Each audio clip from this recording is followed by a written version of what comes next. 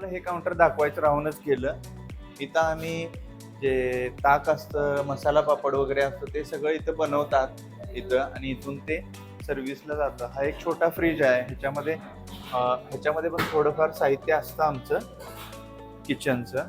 त्याच्यानंतर हा मोठा फ्रीज आहे, ह्याच्यामध्ये बरंचसं मटेरियल असतं. सांगितलं की एखाद्या गोष्टीवरती परमनंट सोल्युशन काढणं हेच नेहमी माझ्या मनात असतं.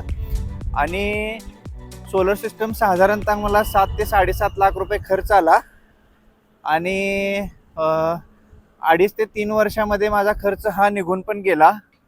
ह्या अशा प्लेट्स लावलेल्या आहेत खाली आणि वरती, आणि हा जो मध्ये हा पॅसेज आहे हा चालण्यासाठी केलाय, जेणेकरून जास्त कधीतरी धूळ बसली तर जनरेशन कमी येऊ नये आणि ते धुताही यावं म्हणून.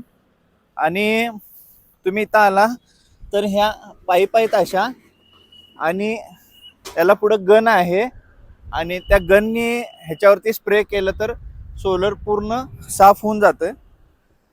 मला असं वाटायचं की जेवढं पण हॉटेलमध्ये आपण मिळवतो ते सगळं लाईट बिलालाच जायचं, पण सोलरनी खरंच मला खूप हॉटेलमध्ये साथ दिली. कारण बऱ्याचदा हॉटेलला कस्टमर कमी असायचे आणि सॅलरी निघायची नाही, सुरुवातीच्या काळातलं मी बोलतोय. पण ज्यावेळीपासून सोलर बसवला त्यानंतर मला पैशाचा लोड कमी आला आणि सगळं आता व्यवस्थित सुरू आहे. काय बोलू, थँक्यू सोलर.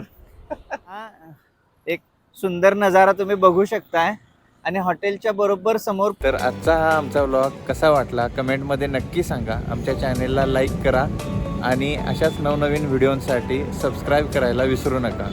जय हिंद, जय श्रीराम.